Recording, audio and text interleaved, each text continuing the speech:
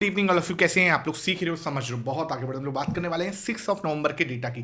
साथ में क्या बात करेंगे, सुप्रीम कोर्ट का क्या फैसला आया है, यूएस के जो टैरिफ लगाए जा रहे हैं ट्रंप आंख बंद करके, तो उसका फैसला भी आ चुका है, उसके ऊपर बात करेंगे। फैसला तो अभी नहीं आया, लेकिन कुछ आया है, उसके ऊपर जरूर हम बात करने वाले हैं। साथ में देखेंगे डॉलर इंडेक्स, एफआईएस लगातार क्यों सेलिंग कर रहे हैं, और सेंसेक्स का डेटा भी समझने वाले हैं, प्राइस एक्शन भी समझने वाले हैं। सबसे पहले वीडियो को लाइक कर देना, बिकॉज इस टाइप का लर्निंग सेशन डेली बिना रुके आपके लिए लेके आते हैं। और बार बार कहता हूं, चाहे कुछ भी हो जाए, हम रुकेंगे नहीं, अपनी लर्निंग चलती रहेगी बिना रुके बिना थके। ठीक है सर।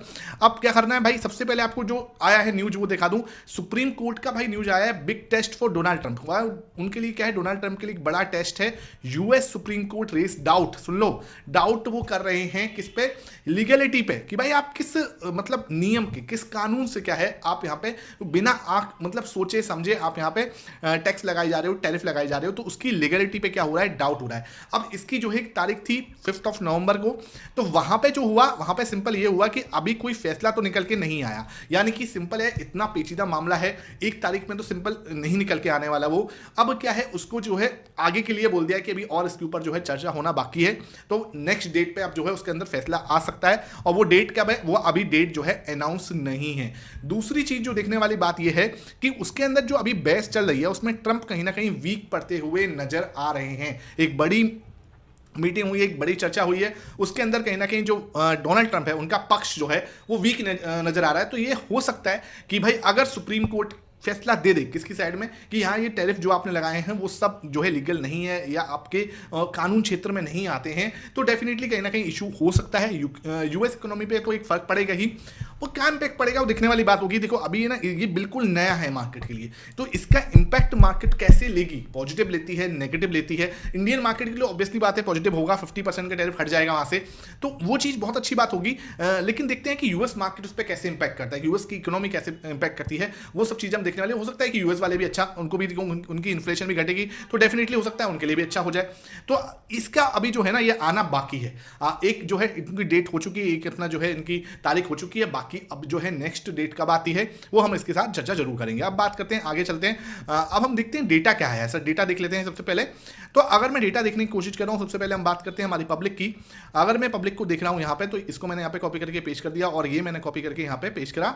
तो इस समय पे अगर मैं डिफरेंस देखूं कल से आज का, तो यहां पे जो डिफरेंस निकल के आ रहा है वो सर आ रहा है आपका 0.96% आज पब्लिक ने बेचा है। पब्लिक ने आज प्रॉफिट बुकिंग की है। क्यों की है? गिरते मार्केट के अंदर प्रॉफिट बुकिंग क्यों हो रही है भाई? कहीं ना कहीं डर है, क्या एक अनसर्टेनिटी का डर है कि भाई क्या हो सकता है। क्योंकि देखो ग्लोबल टेंशन बढ़ रही है, ग्लोबल अनसर्टेनिटी बहुत बढ़ती जा रही है।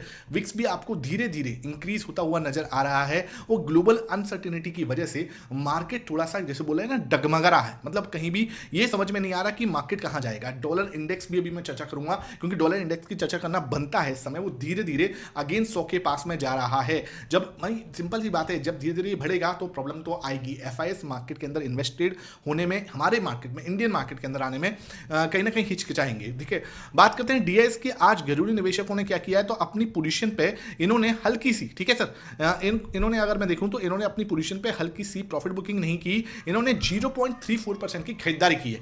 तो 0.34 की खरीदारी क्या कह रही है कि सर अभी ये ना सिंपल है, ये अपनी पोजीशन को होल्ड करने की कोशिश कर रहे हैं, 70 से ऊपर अभी नहीं जाना चाहते। ठीक है, कोई दिक्कत नहीं है। कब जाना चाहेंगे? मुझे लगता है मार्केट थोड़ा और नीचे जाए तभी 70 से ऊपर जाना चाहेंगे। कब? लगभग 25,500 से नीचे वो सोचेंगे कि मैं 70 के 25,500 अगर ब्रेक होता है, देन ओनली वो शायद सोचे कि हम लोग जो है यहाँ से 70 से अपनी पोजीशन को ऊपर बढ़ाएं। ठीक है, तो ये देखते हैं कि यार ये भी क्या है कि डेटा को देख रहे हैं कि क्या चल रहा है। अर्निंग्स हमारे बेटर दिख रहे हैं। ठीक है, अर्निंग्स में हमें कहीं भी इतनी दिक्कत नहीं आ रही, रिजल्ट बेटर आ रहे हैं कंपनीज के। उसके बावजूद मार्केट के अंदर क्या है, एफआईएस लगातार सेल कर रहे हैं। उसके पीछे का रीजन मैं आपको समझाता हूं अभी, बिल्कुल सिंपल वर्ड्स के समझाने की कोशिश करूंगा। एफआईएस ने आज क्या किया पहले देख लेते हैं।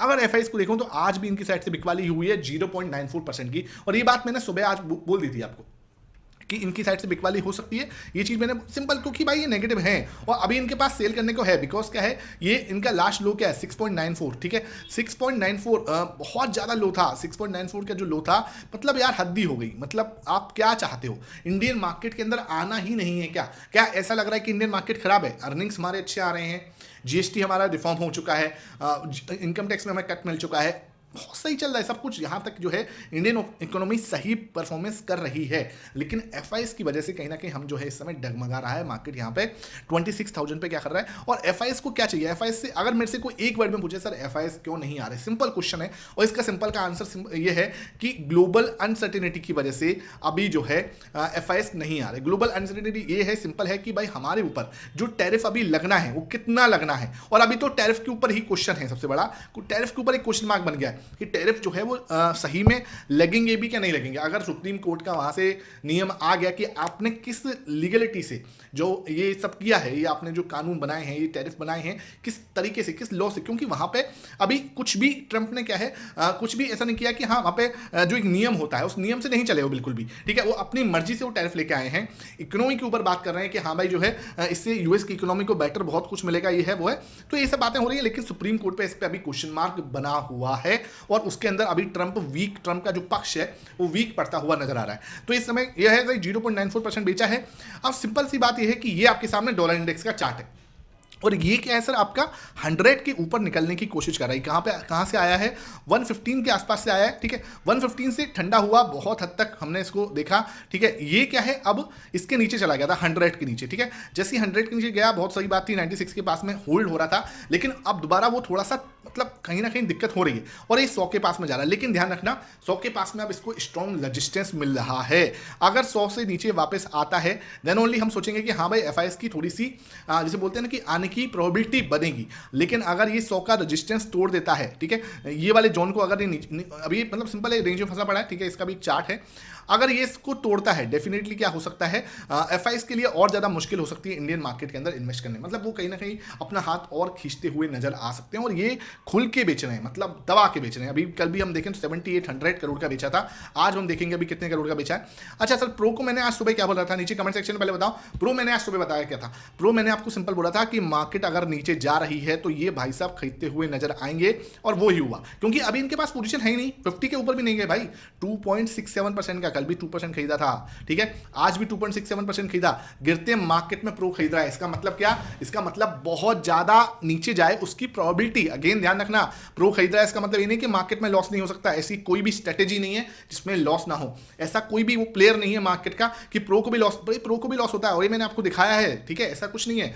तो लेकिन प्रोबेबिलिटी हमें देखनी होती है कि प्रोबेबिलिटी क्या है, गिरते मार्केट में खरीद रहा है इसका मतलब अपनी पोजीशन बना रहा है धीरे धीरे धीरे धीरे, इसका मतलब कि मार्केट नीचे जाए उसकी जो जगह है नीचे जाने की वो थोड़ी सी कम है। मैं आपको पहले बता रहा हूं 25,500 25,350, ठीक है, आप ये मानो 25,450, ये जो आपने प्राइस सेक्शन वाला मैंने वीडियो नहीं देखा तो उसको जरूर देख लेना, और 25,330 ये एक ऐसी रेंज है जहां से मार्केट को बाउंस करना चाहिए, थोड़ा सा बाउंस करना चाहिए, वहां से बाउंस करने की प्रोबेबिलिटी है। अगर 25,330 से नीचे जाता है तो फिर थोड़ी दिक्कत हो सकती है, और सीधा फिर हम 25,000 के दर्शन भी कर सकते हैं, ये बात आपको बिल्कुल पता होनी चाहिए, ठीक है, इसमें कहीं कोई डाउट नहीं होना चाहिए। आपने प्राइस सेक्शन वाला सेशन नहीं देखा, मस्ट वॉच है, मजा आ जाएगा देख के उसको, लर्निंग आपको नहीं रुकेगी, इतनी मैं आपको गारंटी दे रहा हूँ, लर्निंग में हम कोई कमी नहीं छोड़ेंगे। बाकी आपको क्या करना है, बाकी आपको जुड़े रहना है साथ में। अब देखें कैश मार्केट में क्या रहा है, एफआईएस ने कैश मार्केट में लगातार बिकवाली भाई साहब मतलब रुक ही नहीं रही, ठीक है, 3263 करोड़ की 3263 करोड़ की बिकवाली की है, 513 करोड़ यहाँ पे इन्होंने इंडेक्स फ्यूचर सेल कर दिए हैं, और 245, चलो स्टॉक भाई बहुत कम बेचा है, ये आज बढ़िया हुआ 200 मतलब 250 मान लो 245 करोड़ के आसपास की बिकवाली यहाँ पे की है, तो लगभग 700, तो मोटा मोटा अगर मैं इसमें नंबर देखूँ तो 4000 करोड़ की नेट आज भी इन्होंने बिकवाली की है, ठीक है, कल 7800 करोड़ की बिकवाली की थी, उससे पहले 4000 करोड़ की बिकवाली की थी, और आज भी 4000 करोड़ की बिकवाली नेट करते हुए नजर आए हैं। तो ये भाई साहब रुक नहीं रहे, मतलब ऐसा लग रहा है जैसे कि ये सोचा हुआ है कि बस अब इंडिया में इन्वेस्ट नहीं करना। तो ये क्यों नहीं करना, उसके पीछे सिंपल ये है कि अभी तक ट्रेड डील होने वाली है उसके ऊपर कोई भी क्लैरिटी नहीं आ रही हमें, मतलब बीच बीच में खबरें आती हैं लेकिन क्लैरिटी नहीं आती। अब देखें विक्स की बात करें तो विक्स, हाँ अच्छा, डीएस जो है 5283 का, अच्छा इनके सामने ये ज़्यादा खरीदते हुए नजर आए भाई साहब, 52,083 करोड़ का खरीदारी, ये भाई साहब जम के खरीद रहे हैं, मतलब जम के, ये रिकॉर्ड पे रिकॉर्ड बनाने जा रहे हैं, मतलब इनका तो मैं नंबर भी भूल गया कि कितने दिन से लगातार बाइंग कर रहे हैं, तो ये बहुत अच्छी है और बहुत अच्छा कॉन्फिडेंस देने वाली है कि डीआईएस जो है खरीद रहे हैं, कहीं को टेंशन वाली बात नहीं है। मतलब इंडियन मार्केट थोड़ा मेच्योर तो हो रहा है, इसमें कोई दो राय नहीं। विक्स आपका 1.9% घट के आया है और निफ्टी आज 0.3% घट के 500 के पास में बंद हुआ है और 0.2 आज आपका सेंसेक्स भी घटा है। तो अब हम देख लेते हैं सेंसेक्स का प्राइस एक्शन कैसा है, उसको डिस्कस कर लेते हैं। आपने अगर मेरा कल वाला सेशन नहीं देखा था, सुबह भी मैंने सेंसेक्स कवर किया था। जो लोग बोलते हैं सर एक्सपायरी जरूर कवर किया करो, मैं अब भाई हर चीज जो आप बोलोगे लर्निंग पर्पज से किसी भी चीज को नहीं छोड़ेंगे। बाकी आपको अपने आराम से खुद भी कुछ, मतलब ऐसा नहीं है कि यार देखो ऐसा मत किया करो कि खुद कुछ रिसर्च ना करो, खुद भी अपना दिमाग लगाओ, क्योंकि आप जो करोगे ना उसका एफर्ट्स बिल्कुल अलग होगा। ठीक है, ये बात ध्यान रखो। तो अब हम आ चुके हैं इस रेंज में, मैं आपको क्लियरली बता रहा हूं, ये हमारा तगड़ा वाला सपोर्ट है। राइट डाउन दिस सपोर्ट 83,150, ठीक है, 83,150 से लेके और नीचे की साइड आप जाओगे 82,700। ये एक ऐसी रेंज है जहां पे मार्केट को आके सपोर्ट लेना चाहिए। ठीक है, 82,700 से लेके 83,150, ठीक है, 83,150 से लेके 82,700, लगभग 500 पॉइंट की रेंज है। यहां पे मार्केट को सपोर्ट लेना चाहिए, सेंसेक्स को सपोर्ट लेना चाहिए इस एरिया पे। ठीक है, इस एरिया पे अगर सपोर्ट लेता है तो हम यहां से बाउंस होते हुए देख सकते हैं एक बार को। अगर इसका ब्रेकडाउन दिखेगा, ठीक है, पहले तो भाई इधर हम थोड़े टाइम तो रोक सकते हैं।